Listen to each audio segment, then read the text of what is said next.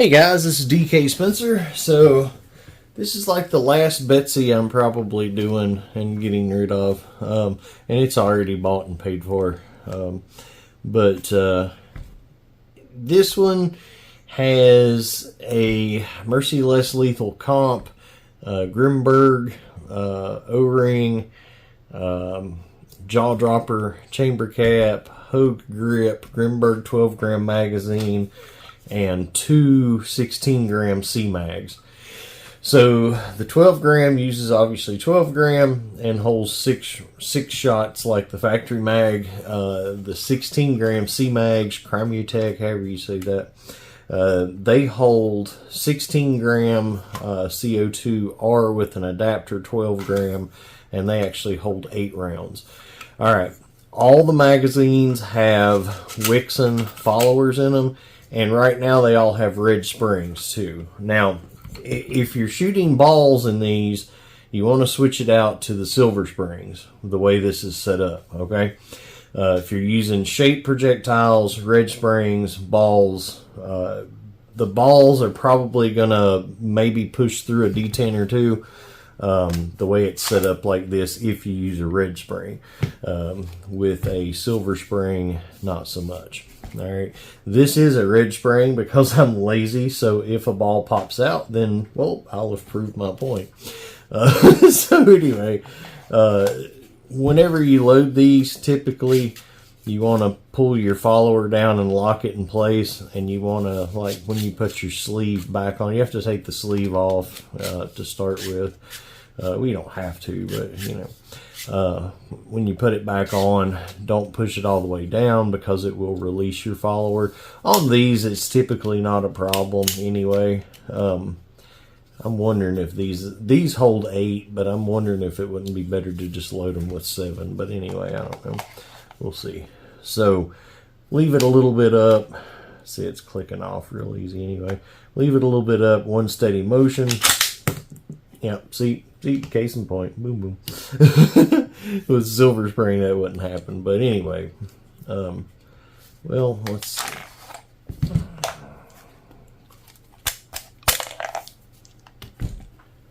Guess I need to do it. Let's change one.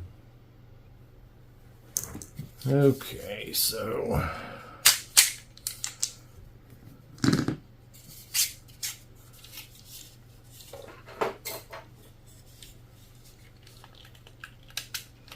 you just stick something in the hole of that door, push it to the side, put your finger over the spring because it will slide out. Pull your spring and follower out.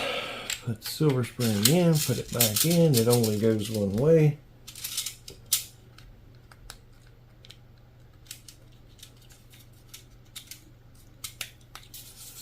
Put a bing bang boom.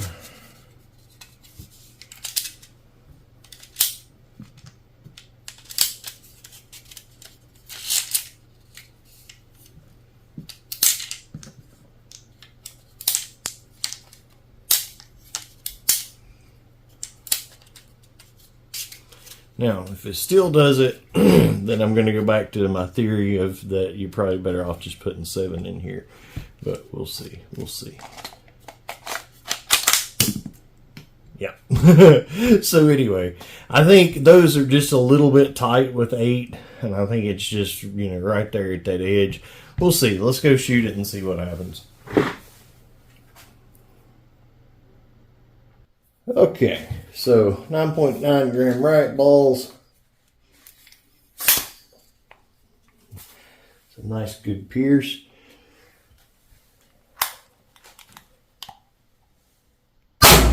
Golly. So 310, so 43 joules there. So 2 more joules with the 16 gram. So 292 is going to be 39 joules, 39. So 270 is going to be 33 joules. 252 is going to be 29 joules. 242 is going to be 26 joules. 240 is going to be 26 joules. 232 is going to be 24 joules. And that's going to be the end. So ending on 24. So that's pretty freaking good. All right, good times. I'm going to pack this baby up. All right, so I'm going to see here. All right. Yeah, actually,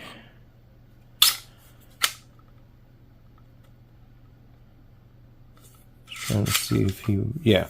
So if you look in here, you can see a little bit of red on the spring in this one. I'm going to leave one a red spring and one a silver spring, and then put in a additional, spring for each mag. So this one will have a red spring, so you'll have red spring, silver spring, and then you'll have a red spring for that one, and then 2 silver springs for those in case you want to do balls or whatever. So things to remember, each time that you change CO2, put you a little bit of oil right on the top of it, and then this is a 12 gram and a 16 gram mag, but for illustration purposes, put it in, holding it up, and then ease it up into the seal. And I think it's a good idea to also put a drop right here, right? Because that's one of the 3 ways you blow O-rings in these things. Number 1 is shooting ammo that is too tight in the barrel, and the O-ring gives instead of the ammo giving in the barrel. So hard, tight ammo, that's number 1. Number 2 is if you shoot cylinder after cylinder of CO2, so your O-rings are sitting inside a groove, right? These things are covered in frost when you get done shooting one of them responsibly. So if you shoot them back to back to back, you're like Mr. Freezing the O-ring in there. So when something gets cold, it contracts and it gets smaller, so it doesn't fit in the groove as well, so then it will pop out very easily. Okay, so that's the number 2 way, is to freeze your O-ring till it doesn't fit, and that's by shooting, multiples of these back to back instead of shooting a cylinder full of CO2, giving it a few minutes, or 1 or 2, maybe 3, but then at that point you need to let it warm back up. So that's another way to do it, and then the other way is going to be letting it run dry on oil. So then it's got so much friction it pulls it out. As it's it's over the pin, it pulls it out. So anyway, so there you go. So remember to do those things. Don't shoot too much stuff in a row with one of these, and they're actually really reliable. Red springs, and then this is a red spring. As you can see, one end of the red spring is going to be painted red. So the entire spring is not red.